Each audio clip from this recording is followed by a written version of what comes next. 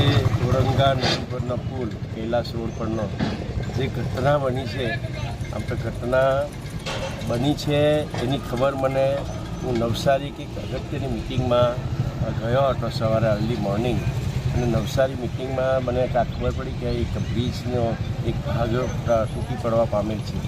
પણ ત્યાંથી જ મેં પ્લાન્ટ ઓફિસર, એડીએમ અને એના જે સ્ટેટના એન્જિનિયર છે એના હાથે મેં થોડી કોન્ફરન્સથી ચર્ચા કરી કે આ બ્રિજ તૂટી ગયો કે કેટલી જાનહાનિ છે, કોઈને શું છે, બધી જ માહિતી ત્યાંથી મિટિંગમાંથી મેં મેળવી છે. એ મને એન્જિનિયરે અને પ્લાન્ટ ઓફિસરે મને જણાવ્યું કે કોઈ જાનહાનિ તો નથી થઈ, પણ 5 માણસો એન્જર્ડ થયા છે.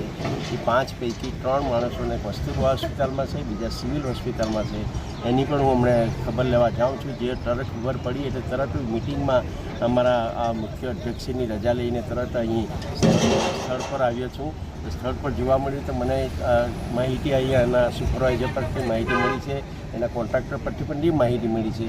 જે બ્રિજ જે તૂટ્યો છે એ ગડર ખસી થવાથી તૂટી પડ્યો છે. એમાં કોઈ સ્લેબ તૂટી પડ્યો નથી, એ કોઈ સ્લેબ ભરેલો પણ નહીં હતો, પણ જે સેન્ટિંગનું કામ હતું એમાંથી ગડર અને ટેકો ખસી થવાથી એને આખી રેલિંગ તૂટી પડી છે. બીજું કોઈ મોટી ઘટના એ પવામાં નથી. કોઈ એવી અફવા જે ફેલાવવામાં આવી છે કે 5 માણસો મરી ગયા, 3 માણસ, પણ એવું કશું નથી. એન્જરી સામાન્ય એન્જરી થઈ છે અને હોસ્પિટલમાં છે. લગભગ આજે સાંજના બી રજા બી આપી દેશે, એટલે એવી કોઈ મોટી દુર્ઘટના બની નથી. પણ રેલિંગ તૂટી પડી છે એ વાત સાચી છે. હવે એના માટે જે કંઈ સરકાર લેવલે જે પગલાં લેવાના છે, સરકાર લેવલે સરકારને પૂરી માહિતી, આની ઇન્ફોર્મેશન માહિતી મેં પણ આપી છે અને અધિકારી લેવલે, કલેક્ટર લેવલે પણ માહિતી આપી છે. એટલે એની પૂરેપૂરી માહિતી મળશે.